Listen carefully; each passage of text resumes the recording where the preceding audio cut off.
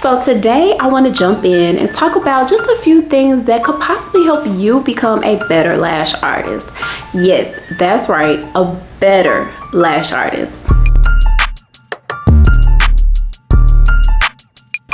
Hey guys, welcome back to my channel. My name is Kiera, and if you're new here, I talk about all things lashes, lifestyle, and fitness.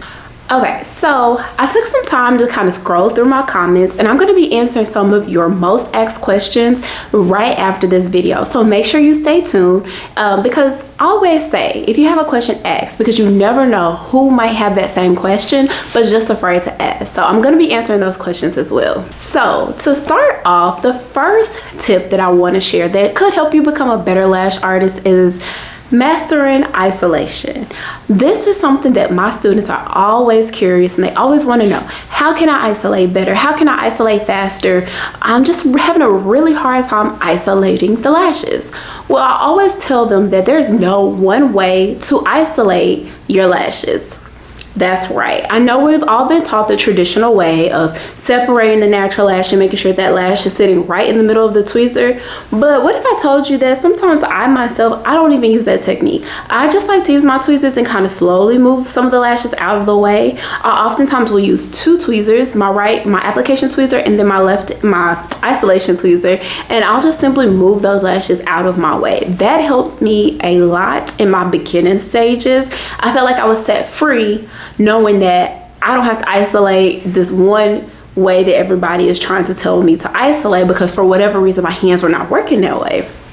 So if you are having trouble isolating, I would suggest using your tweezers to help you move around that eye, move around those lashes, because there's going to be layers and there's going to be so many lashes. And remember, every eye is going to be different. So use your tweezers like your new pair of hands. Yes, your new pair of hands, and move things around as you see fit, because that is going to help you to truly get in there, move those lashes around, and not be afraid. Tip number 2 is going to be to perfect your placement. And by placement, I mean how you apply the extension to the natural lash.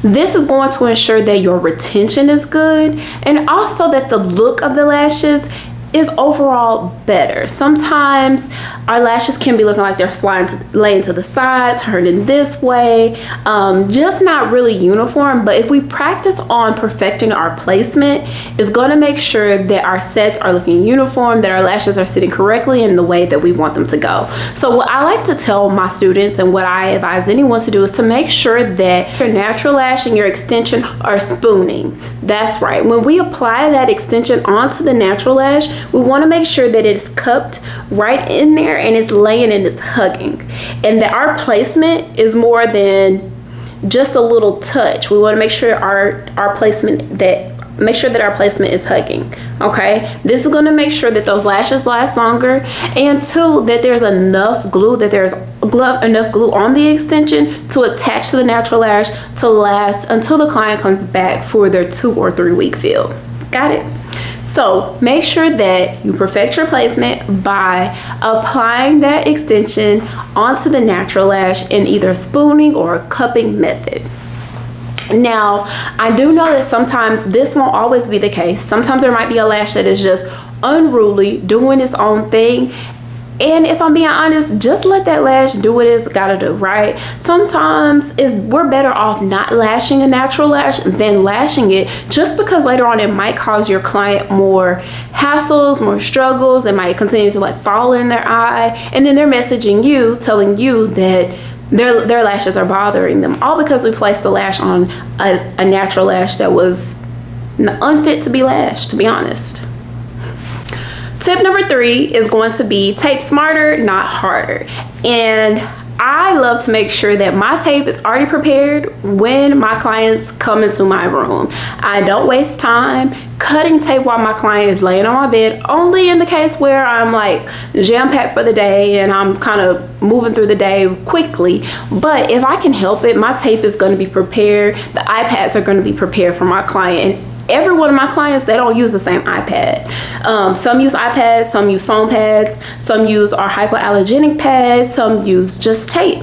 You have to know your client, and you have to know what exactly is going to work for them and what's going to be best suitable. So whenever that client comes in, you have it already set up. But when I say work smarter, not harder, or tape smarter, not harder, I mean know what's going to stick on this client before she comes in, right? So you're going to make sure that your tape and your iPads are top notch and high quality. And I'm not talking about like that generic gray iPad with that little face on there. I'm not talking about those, because if we're being honest, they don't do the best sticking, right? And so throughout the set, we're constantly trying to keep the iPad down, move the tape down, do this and that, and that's taken away from our lashing time, which then prolongs our time of service, and then that affects our confidence. So if we work and we do things ahead of time, then we won't have to worry about anything during our set. So if we take care of our tape issues at the front of our appointments, everything will be good. So here's what I advise for you to do. You want to make sure that you have a really good iPad, an iPad that's going to stick. I would say buy some iPads and test them out. Put them on your hand. If you feel a good tight grip, then that might be your iPad. Now, always with your iPads, use tape. Only unless your client is allergic to the tape, then I wouldn't put tape on them. I would just use the iPad. But in this case, if you're using the iPad, I want you to use tape as well. And I want you to use the sensitive tape. That way you can get a really good grip. My favorite is the blue Equate tape from Walmart. It comes two to a pack and it's $10. I know it's a lot, but when I tell you the quality will knock your socks off, it will change the game for you. So make sure you have your iPad and you put that tape on nicely crossed so that it is covering the remaining of the natural lashes on the bottom lid, so that they're not sticking or in your way at the time of service. Another thing you can do is use your foam tape. I love the foam tape from Paris Lash Academy, PLA Pro. They have the hypoallergenic and it's latex free. So this is for your sensitive clients. It works greatly, and it's just a strip and you just place it right onto the eye. There's no extra things. So you just make sure all those bottom lashes are covered. In the case that there are some bottom lashes that are not covered, grab your blue tape and then just tape it down and cover that bottom lash. So what taping does, it makes sure, it ensures that none of the bottom lashes are showing. So if those bottom lashes are showing, what's going to happen? You're going to mistake those lashes for a top lash, and you're going to lash it, and when they open their eyes, their eyes are going to be stuck closed. We've all been there before. So what I would say to do is to make sure that all the bottom lashes are covered, and then you don't have to worry about it lifting, moving, any of that during your appointment, and you can continue to work without having to keep stopping. Okay, this is a big one. You want to make sure, I gotta get that changed. Oh, all right, so this is a big one. Everyone always wants to know, how can I get faster? We all know in the beginning, you're gonna be slow. I was slow, you are slow, or either you were slow too. So you're just gonna be slow. Let's just accept the fact, okay? But also let's accept the fact that we don't have to stay there. You can change that. So what you're gonna have to do is kind of change up your routine or get a strategy on how you're going to tackle these lashes to make it time efficient for both yourself and for your client, because time is money and money is time. All right, your clients want to come to someone that's going to have them in and out of there. Now that is the goal in the long run, but right now let's focus on creating a strategy that's going to help you to cut down on your lash time and how long it's taking you to complete these clients. So what I like to tell my clients is what we do here. We work one eye at a time. I know it sounds crazy. People are like, they want to work 2 eyes, whatever. Do what works for you. But what I teach here and what's worked for me is that I work one eye at a time. So I always start on the right eye. I map my eye out, and I give myself 1 hour per eye, 1 full hour, 60 whole minutes per eye to do as much as I can strategically. So if I have 3 sections in my map, I will lash a few lashes in one section, some in another section, some in another. Then I'll repeat. Same sections, right? Repeat. and I'll repeat that in that whole hour. So what this does is it ensures that your client is getting a full look over the entire eye. Okay, so also it helps to make sure that the lashes are drying. Yes, make sure that they're drying before the client, it also helps to make sure that the lashes are drying so that you're not creating those stickies as we're moving along the eye.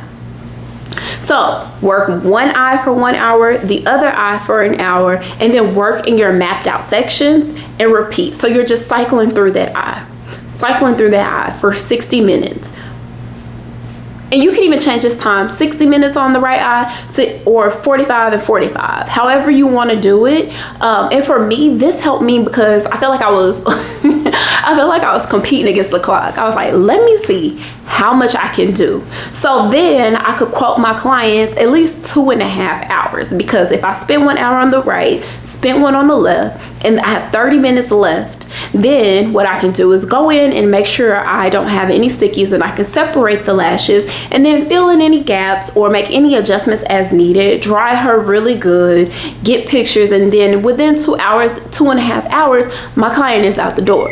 And so then she's happy that she hasn't been laying on the bed for 3.5+ hours, and then I'm happy because I'm not bending over for more than 3 hours doing her lashes. Now granted, yes, every client's lashes are not the same, and so some clients might have more lashes than others, but this is just a strategy that can help you to increase your time as you get better. And so remember, lashing is a skill. It's like riding a bike, it's like painting, it's like doing anything physical that your body is going to have to remember. The more you do it, the more your body will know it. Like, the better you will get, right? And so the quicker you will get. And so your hands will start to move faster, because then it will start to feel comfortable during that time. Okay. Another tip that I have that can help you is to use the blooming cups to help you make your volume fans. So I started out making my fans by using the shimmy method on the lash strip, but then I took a training to learn how to do the pinch method with Angela at Glow Artistry, and I started pinching, and I've been pinching ever since. And so what I advise for you to do is use the pinch method also with the blooming cup, or if you feel like the pinching is just not for you, just use the blooming cup. Yes, the blooming cup works great, and my students truly love the blooming cup when I introduced it to them last week. So you're just going to grab your lashes off the strip, dip it in the glue, and then put it in that slot and just release on your tweezers, not too much because they'll fall apart, but still kind of have a little control, and then close it, and boom, you'll have your fan.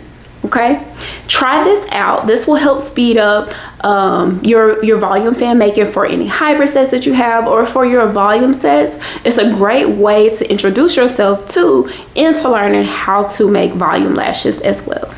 Okay, y'all, so now it's time for our Q&A. I took some of the questions that I had in the comments from some of my videos, my previous videos. And first off, I just want to say thank y'all so much, so much for your love and your support. Thank you for being curious. Thank you for taking the risk to wanting to know how to get better as a lash artist in this industry. It truly means a lot. And I will say that I'm doing what I do today because of people like you. So these videos are for you, and I want to take time out to answer your questions live. Just so you can hear me say it and see my voice, and you know, there's some things I'd rather say than just type out. So our first question is, she says, I just started out as a lash tech. Is there any good tips for me when it comes to my work itself to make it better? Baby girl, this video is for you. Everything that I just listed in this video, go back and listen, take notes. These things are going to help you to get better.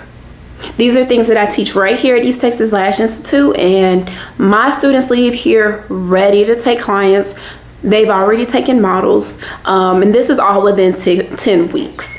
The only thing you can do with these tips is build on it and get better. So go back and listen to this video and do just that. And then one thing I will say is, to get better, keep working. Put in the reps. Don't let perfectionism kill your progress.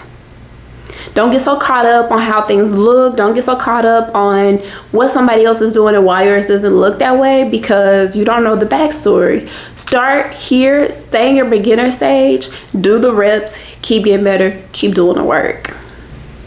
Okay, question number 2 is, do I have to give discounts at the initial to get clients?